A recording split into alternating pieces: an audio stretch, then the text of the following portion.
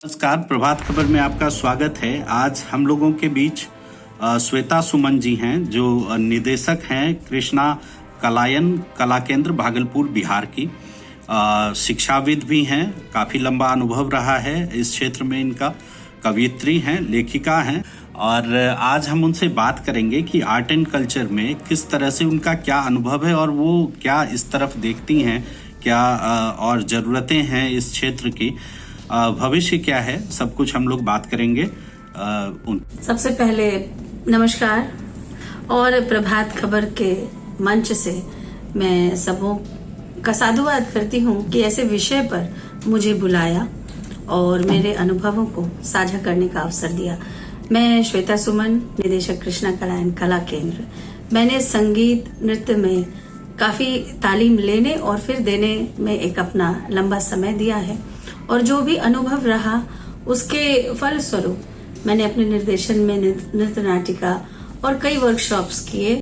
और आज की कमर्शियल दुनिया में जब मुझे दिल्ली मुंबई से भी बहुत सारे ऑफर्स थे, उसको मैंने कहीं ना कहीं छोड़कर एक परिपक्व निर्णय लिया कि मैं, चूंकि मेरा सारा एक्सपोजर पटना का रहा है, संगीत नाटक एकेडमी का और पटना यूनिवर्सिटी, दूरदर्शन, ये तमाम जगह मुझे अवसर मिले और मैं भारत के कई राष्ट्रीय मंचों पर गई। लेकिन फिर मैंने अपने मातृभूमि, अपनी जन्मभूमि भागलपुर को चुना काम करने के लिए और पिछले कई वर्षों से मैं यहाँ सांस्कृतिक संवर्धन के लिए विशेष रूप से काम कर रही हूँ। श्वेता जी, सबसे पहले हम लोग आएंगे इस बिंदु पर कि शास्त्रीय जो नृत्य है, या पहले आते हैं कि आर्ट एंड कल्चर की तरफ जो आप देख रही हैं, ये इसके बारे में बताइए कि इसमें इंटरेस्ट किस तरह लोगों का जाता है और चैलेंजेस क्या हैं आज। बहुत अच्छा प्रश्न आपने किया कि सबसे पहले इंटरेस्ट, जैसे मार्केट में जंक फूड, चाइनीज फूड सब आया, लेकिन जब सबका एक दुष्परिणाम आने लगा तो अल्टीमेटली हम वापस से अपने हेल्दी फूड की तरफ आए। ऐसे ही कई चीजें हैं जो मनोरंजन के लिए अच्छी हैं, लेकिन हम अपने बेसिक संस्कृति है उसको नहीं भूल सकते। अगर हम अपनी नई पीढ़ी को ऐसी नृत्य शैली या ये चीजें नहीं सिखाएंगे तो इसे संजोना मुश्किल हो जाएगा और आने वाले समय में आपको ढूंढने से भी बिहार में शायद साधक और कलाकार नहीं मिलेंगे, क्योंकि कहीं ना कहीं आर्थिक पोषण के अभाव में अगर ये पलायन कर गए तो आपके पास कुछ नहीं बचेगा। संस्कृति आपका आभूषण है। किसी भी राज्य, किसी भी शहर आप जाएं तो वहाँ की साहित्य संस्कृति वहाँ का आभूषण है। वो ये नहीं है कि थोड़े समय के लिए आया और चला गया, वो शाश्वत स्वरूप है जिसका अस्तित्व वहाँ के शहर और राज्य से जुड़ा हुआ है। तो हमारा दायित्व है कि हम इसे बचाएं और नई पीढ़ी को बताएं और उन्हें जोड़ें। हम मनोरंजन के लिए कुछ भी करें, वेस्टर्न करें, जो भी करना है करें, लेकिन जैसे हम स्कूल जाते हैं और बेसिक पढ़ाई सीखते हैं, तो नृत्य संगीत को भी इस तरह से आत्मसात करना बहुत जरूरी है। ये अध्यात्म से भी जोड़ता है, ये अपने आप में योग भी है। अगर आप नृत्य संगीत जीते हैं तो आपका योग है 1 2 3 4 5 6 7 8, या जब आप रागों की साधना करते हैं, सुर की साधना करते हैं, तो वो भी एक अनुलोम विलोम श्वास की प्रक्रिया है। तो आप जब सब चीजों से कनेक्ट करेंगे तो ये आपके जीवन के संतुलन को, मेंटल हेल्थ को बहुत अच्छे से रखता है और इस पर हमें विचारने की जरूरत है कि हम इसे कैसे जागरूक करें। आप बिहार से बाहर भी रही हैं, इन सारे अनुभवों को आपने जिया है। एक शॉर्ट आप ये बताएं कि बिहार से बाहर और बिहार दोनों में ये इस क्षेत्र में क्या अंतर आपको दिख रहा है और चैलेंजेस दिख रहे हैं। ये बहुत अच्छा सवाल आपने पूछा। हमें सबसे पहले अपने एक्सेप्टेंस को बढ़ाना होगा और उस संकीर्णता से निकलना होगा, क्योंकि और राज्यों में आप उड़ीसा चले जाइए, आप साउथ चले जाइए, बंगाल चले जाइए, उत्तर प्रदेश चले जाइए, क्योंकि उत्तर प्रदेश में ही कथक का प्रादुर्भाव हुआ है और वहीं सारे घराने, बनारस हो, लखनऊ हो, वहीं उसका गढ़ माना गया है। और बिहार बिल्कुल सटा हुआ राज्य है जहाँ की उतने ही अच्छे से इन चीजों का समावेश होना चाहिए था, लेकिन कहीं ना कहीं हम पीछे हैं, क्योंकि हम इसे अपनाने में और इसके प्रदर्शन जैसे बनारस वगैरह में सुबह बनारस या इस तरह के कार्यक्रम जिला प्रशासन और समाज के प्रोत्साहन द्वारा होती है। वहाँ उसके ऑडियंस भी हैं और नए नए लोगों को प्लेटफॉर्म मिलता है और वहाँ से कहाँ तक जाते हैं, विदेशों तक जाते हैं। हमारा बिहार कुछ ही चीजों में सिमट गया है। फोक ऑर्केस्ट्रा एक मनोरंजन का साधन हो सकता है। ऑर्केस्ट्रा या बॉलीवुड गीत हमारे संस्कृति का परिचय नहीं दे सकता है। तो हमें यहाँ निर्णय लेना होगा कि हम यूट्यूब और कॉपीकैट चीजों में रहें या हम अपनी उपलब्धियों के साथ, अपने निर्देशित चीजों के साथ समाज में अपनी जगह बनाएं, भारत में अपनी जगह बनाएं, विश्व में अपनी जगह बनाएं। शास्त्रीय नृत्य की बात करते हैं आज, तो इसमें चूंकि ये आज से नहीं, ये उस समय से जब वेद लिखे जा रहे थे, जब महाभारत में भी कथक का जिक्र है, पाते हैं। कथक मतलब एक तरह से आप किसी कथा को जो है एक्सप्रेस करते हैं, वही है इसका मतलब। जिसमें कि आप अभी बता रही थी कि जो आपका फिजिकल फिटनेस के बारे में, चूंकि कथक को यदि देखें तो उंगली ऊपर से लेके और नीचे की उंगली तक, आंख का एक्सप्रेशन तक, वो सब कुछ बताता है। अब एक सीधा आते हैं एक पॉइंट पे कि यदि हम बात बिहार की करें तो हम उस दौर में गुजर रहे हैं जब हर एक पेरेंट्स अभी अपने बच्चे के करियर को लेके और रहता है, फोकस्ड रहते हैं। वो सोचते हैं हम अपने बच्चे का समय यदि यूज कर रहे हैं, 5 जगह ट्यूशन पढ़वा रहे हैं अलग अलग सब्जेक्ट्स की, उसमें वो इसको मतलब संगीत, नृत्य, इन सब में वो क्यों जाएं जब उनके माथे पे लोड है 98%, 99% में बच्चों को हम मार्क्स दिलाएं। इसके लिए इंडिविजुअल सब्जेक्ट्स के ट्यूशन हो रहे हैं, क्यों संगीत और नृत्य?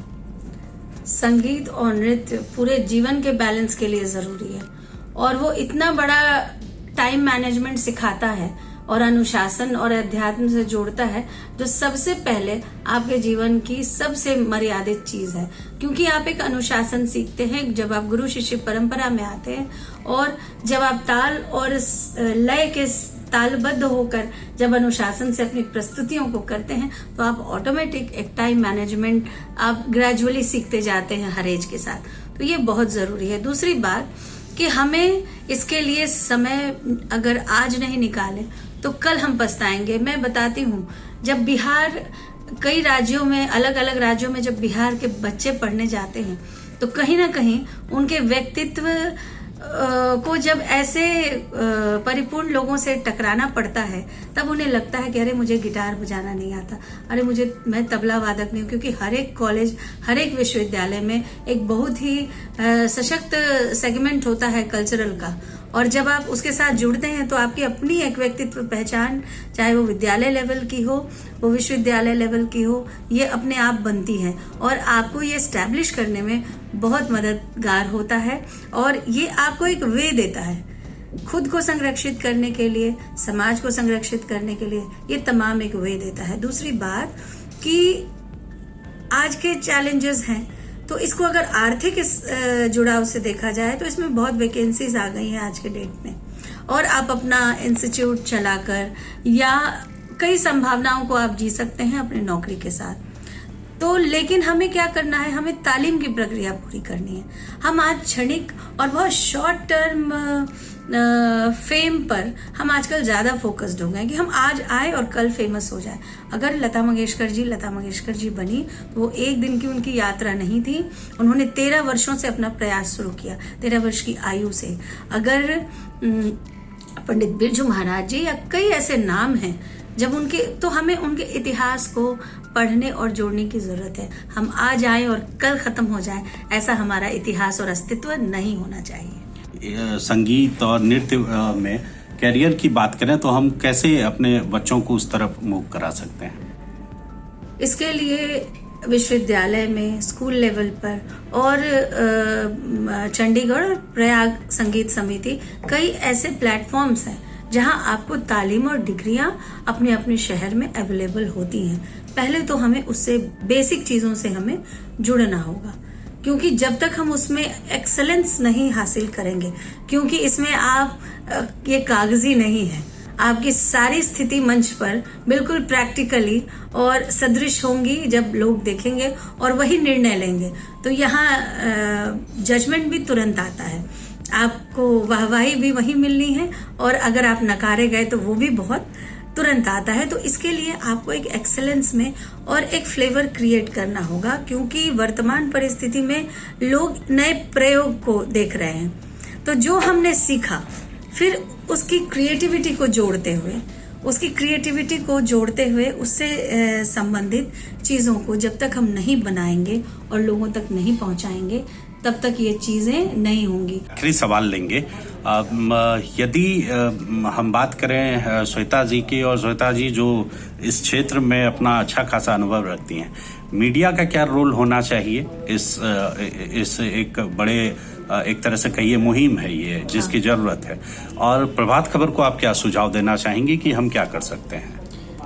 मीडिया इसमें बहुत महत्वपूर्ण भूमिका निभा सकता है, क्योंकि आज कुछ भी मुहिम हो, ये जैसे हमने कहा कि सामाजिक चेतना के लिए सांस्कृतिक प्रयास का बीड़ा मेरी संस्था से उन्हें उठाया, और हमने फिर गंगा, मीरा, यज्ञ सैनी और कई ऐसे वर्कशॉप, पेड़ और पौधे संरक्षण के लिए, महिला सशक्तिकरण के लिए कई कार्यक्रम बनाए जो संस्कृति और अध्यात्म दोनों से जुड़े थे, और ये बहुत ही मैसेज दे रहे थे। अब आग्रह ये है प्रभात खबर के माध्यम से कि आपके माध्यम से उन्हें प्रोत्साहन मिलना चाहिए। आपके माध्यम से अगर अन्य राज्यों में मंच बन सके तो हमारे जैसे या जो लोग भी काम कर रहे हैं उन्हें प्रमोट करने के लिए, उन्हें एक एस्टैब्लिशमेंट देने के लिए आपकी भूमिका होनी चाहिए। आपके अखबार के पन्नों में उनके कार्यों के लिए स्थान होना चाहिए, क्योंकि ये एक सादर आग्रह होगा, क्योंकि इससे ज्यादा एक कलाकार कुछ नहीं कर सकता, सिर्फ आग्रह कर सकता है। श्वेता जी, आपने अपना बहुमूल्य समय दिया। इस क्षेत्र में हम लोग आगे पहले भी बहुत कुछ प्रमोट करते रहे हैं, आगे भी हम लोग इस तरह का प्रयास जारी रखेंगे। आपसे अगली कड़ी में फिर हम नई चीजों को लेकर के आपके साथ जुड़ेंगे। फिलहाल अपना समय देने के लिए बहुत बहुत धन्यवाद। बहुत बहुत आभार। प्रभातखबर.com, विश्वास वही, रफ्तार नहीं।